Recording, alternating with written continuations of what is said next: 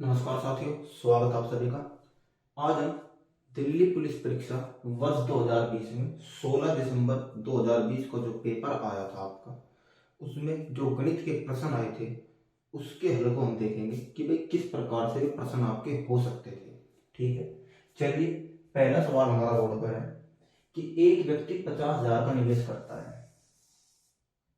एक व्यक्ति 50,000 रुपए का निवेश करता है और निवेश वो उस बॉन्ड में करता है जो प्रथम 2 वर्षों में, यानी कि प्रारंभ के 2 वर्षों में 4% वार्षिक दर से, यानी कि रेट ऑफ इंटरेस्ट कितनी है, 4%। कब तक? पहले 2 वर्षों के लिए। उसके बाद अगले 2 वर्षों में 5% वार्षिक दर से, और 5वें वर्ष में, जो आपका 5वां वर्ष है, 5वें वर्ष में 10% वार्षिक दर से चक्रवृद्धि ब्याज देता है, यानी कंपाउंड इंटरेस्ट देता है। तो धनराशि 5 वर्ष में कितनी होगी, आपसे पूछा गया है। अलग अलग टाइमिंग दी है। अगर बात करें पहले 2 वर्ष, यानी कि 2 वर्ष पहले, तो रेट ऑफ इंटरेस्ट आपकी 4% है। फिर अगले 2 वर्षों के लिए, जो अगले 2 वर्ष है, उसमें रेट ऑफ इंटरेस्ट आपकी 5% है। और फिर 5वें वर्ष में रेट ऑफ इंटरेस्ट 10% है। तो चक्रवृद्धि ब्याज देता है, तो पूछा है कि 5वें वर्ष में राशि कितनी होगी। तो करने का जो तरीका, आप सीधा सीधा कीजिए कि अगर कोई राशि जैसे 50,000 है,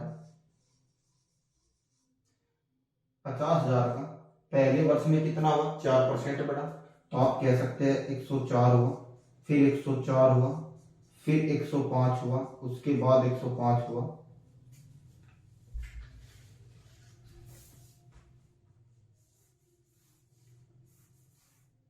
और फिर अंतिम वर्ष में 110 हो गया। अब कितना हुआ, 100, 100, 100, 100, 100।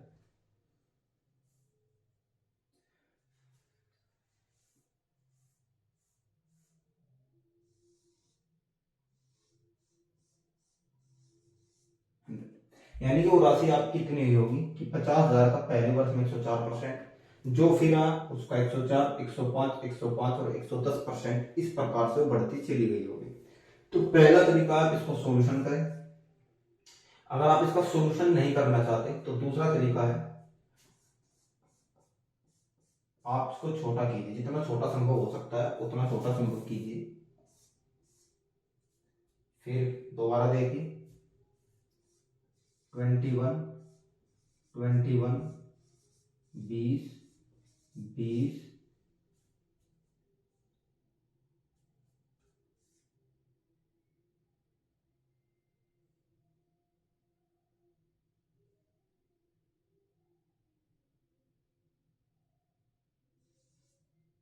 26, 26,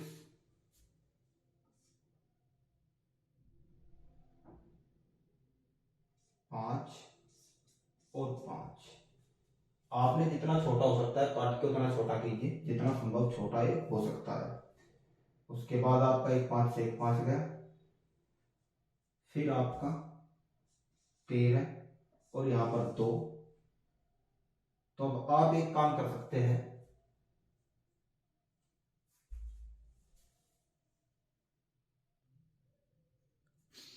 देखिए अब हमने इसको यहाँ तक काटा, काटने के बाद में जो हमारे पास बचा, वो बचा क्या,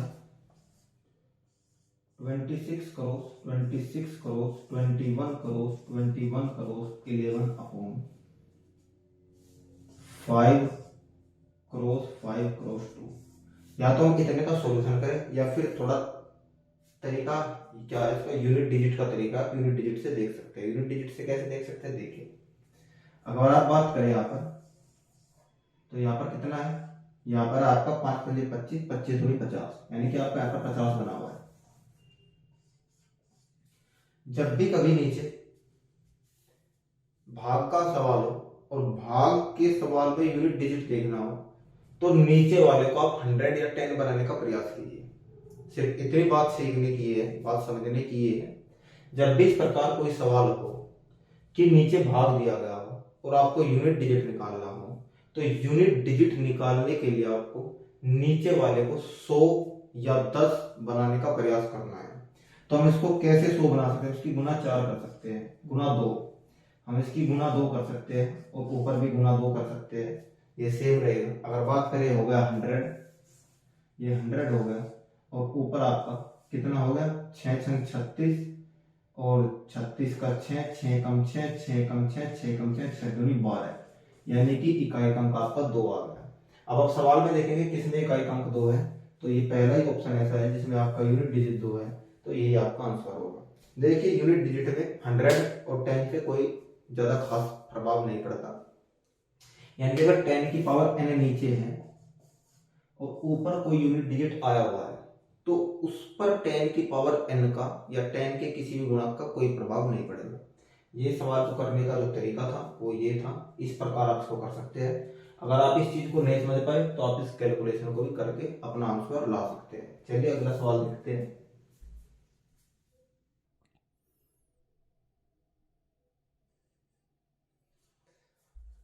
देखिए अगला सवाल है आपका कि किसी वस्तु को 810 में बेचने पर, किसी वस्तु को 810 में बेचने पर 12.5% का लाभ अर्जित किया जाता है। उसी वस्तु को 630 में बेचने पर कितने प्रतिशत का लाभ या हानि होगी। ठीक है, देखिए अगर कोई वस्तु 810 में बेची जा रही है, 12.5% का उस पर लाभ हो रहा है, तो ऑप्शन में आपको आंसर दिए गए 12.5% का लॉस, 12.5% प्रॉफिट, 10% लॉस, 10% आपका प्रॉफिट। तो 12.5% का प्रॉफिट तो होगा नहीं, आपके 3 आंसर बचे। अब इन 3 आंसर से आपको वेरीफाई करना है कि कौन सा आंसर हो सकता है। देखिए 12.5% का आपको लाभ हुआ है, तो इसका मतलब क्या है, इसका मतलब है कि 112.5% की जो वैल्यू है वो 810 रुपए रही होगी। 112.5% जो है वो आपका 810 रुपए रहा होगा। तो 1 रुपया कितने परसेंट रहा होगा, तो आप कह सकते हैं 112.5 बटे 100 क्रॉस 110, ये आपका 1 रुपये का परसेंट रहा होगा, 1 रुपये का प्रतिशत रहा होगा। जब ये आपका 1 रुपये का प्रतिशत रहा होगा तो आप 630 का कितना प्रतिशत हो सकता है, 112.5 बटे 100 क्रॉस 630, तो आप 963, 9 नंबर 81, आप एक जीरो यहाँ पर बढ़ाए तो आप इसको 9 से काट सकते हैं, तो 9 से कटने पर कितना आएगा,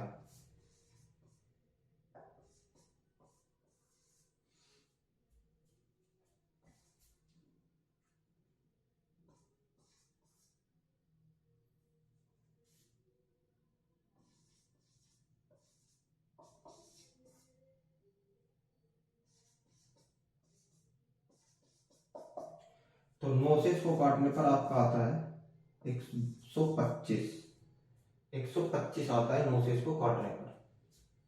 ऊपर आपका 7 है, 125 में अगर आप 7 में करोगे तो कितना होगा, 12 से 84, 840 और आपका 5 से 35।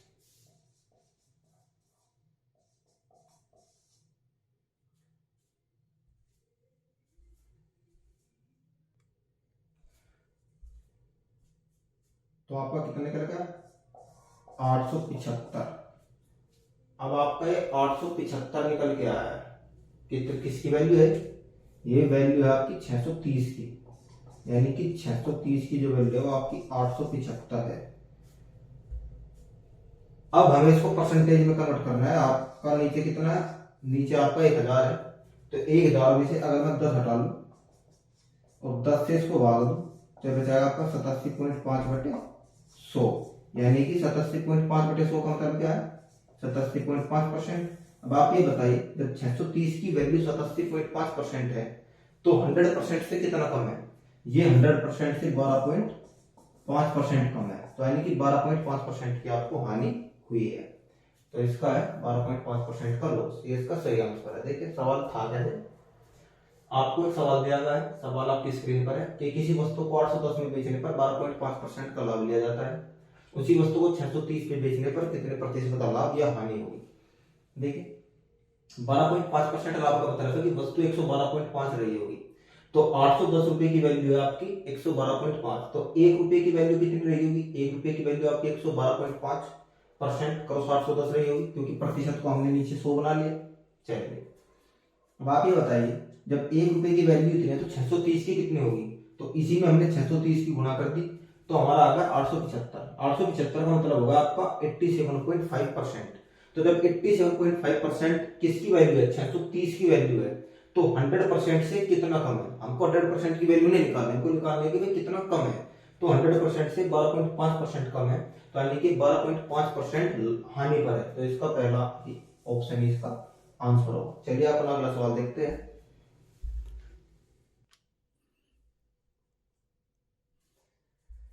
देखिए अगला सवाल है आपका, x प्रतिशत वार्षिक साधारण ब्याज दर पर 2 वर्षों के लिए कोई धनराशि दी गई।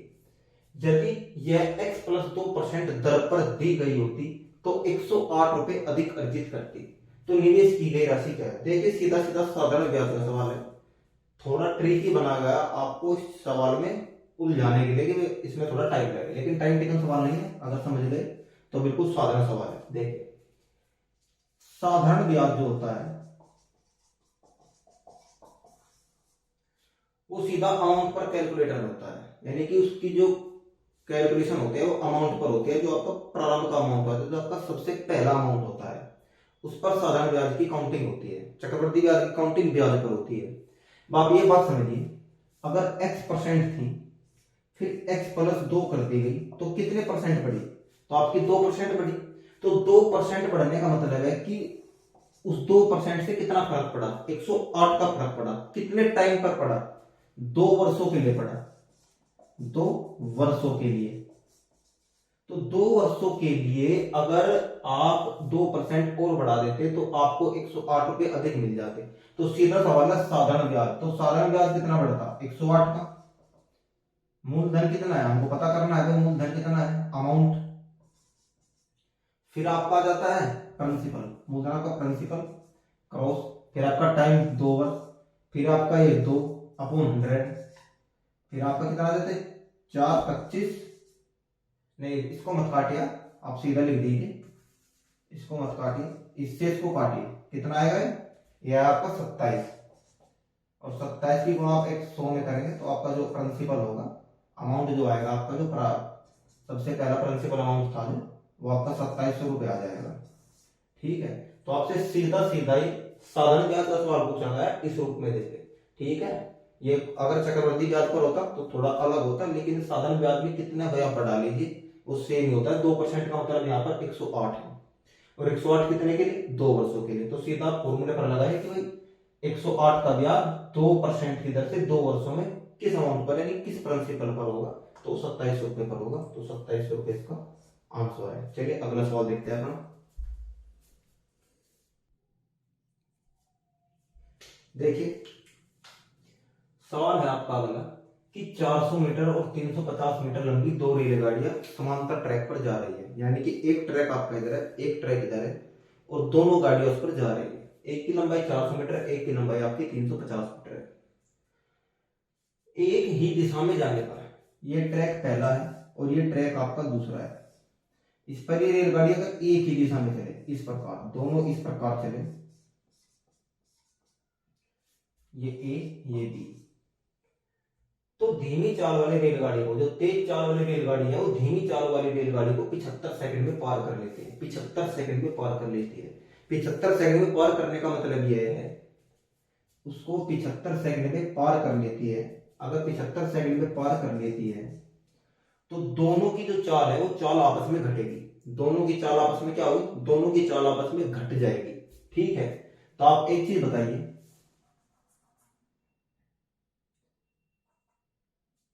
अगर दोनों मिलकर 75 सेकंड में कितनी चल रही है ये बताइए। एक रेलगाड़ी की तो लंबाई है 400, एक की है 350, कुल होगी आपकी 750 मीटर की लंबाई। तो दोनों रेलगाड़ियां मिलकर, क्योंकि दोनों रेलगाड़ी ने आपस में एक दूसरे को क्रॉस किया है एक ही दिशा में, तो 75 सेकंड में जो कुल चली गई दूरी है, जो 75 सेकंड में कुल चली गई दूरी है वो कितनी है? वो आपकी 750 है। वो आपकी 750 है। तो आप ये बताइए चाल क्या होगी? चाल होगी आपकी 10 मीटर प्रति सेकंड। चाल कितनी होगी? चाल होगी आपकी 10 मीटर प्रति सेकंड।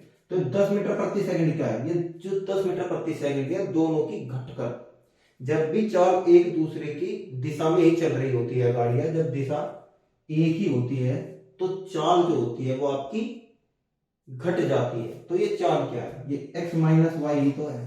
तो यानी क्या होगा? x माइनस वाई क्या है? x माइनस वाई आपका 10 मीटर प्रति सेकंड है। अगर x प्लस वाई पूछे तो आप ये बताइए 15 सेकंड में 750 मीटर अगर चलेगी तो जब वे दोनों गाड़ियां एक दूसरे के विपरीत चलेगी, यानी कि ये इधर से ये इधर से, तो आपकी जो चाल है वो चाल जुड़ जाती है। जो कंबाइंड चाल है, कंबाइंड चाल आपकी जुड़ के आती है। तो आप इसको भाग करोगे तो ये आएगा आपका 30 मीटर 50 मीटर प्रति सेकंड, यानी कि आएगा आपका 50 मीटर प्रति सेकंड। तो यानी कि ये जुड़ी हुई चाल है, ये आपकी घटी हुई चाल है, ये आपकी जुड़ी हुई चाल है। आप यहां से दोनों की अलग अलग भी निकाल सकते हैं। अगर मैं दोनों समीकरण को जोड़ू, x माइनस वाई बराबर 10 और x प्लस वाई बराबर 50, तो ये कट जाएगा। तो 2x की वैल्यू 60, तो x की वैल्यू 30। अगर x की वैल्यू 30 है तो y की वैल्यू कितनी होगी? y की वैल्यू 20 हो जाएगी। और देखिए x माइनस वाई बराबर आपका 10 होगा। तो यही आपका सवाल था। इसमें आपसे दोनों की जो भी चाल पूछ सकता है, दोनों की अलग अलग भी पूछ सकता है। ये इसका कंसेप्ट था करने का। ठीक है, समझने का तरीका सिर्फ यही है, जब दोनों गाड़ियां एक ही दिशा में चलती है, एक ही दिशा में चलती है तो उनकी चाल आपस में घट जाती है। ठीक है, चाल घट जाती है। और जब दोनों गाड़ियां एक दूसरे के विपरीत दिशा में चलती है तो चाल आपकी जुड़ जाती है।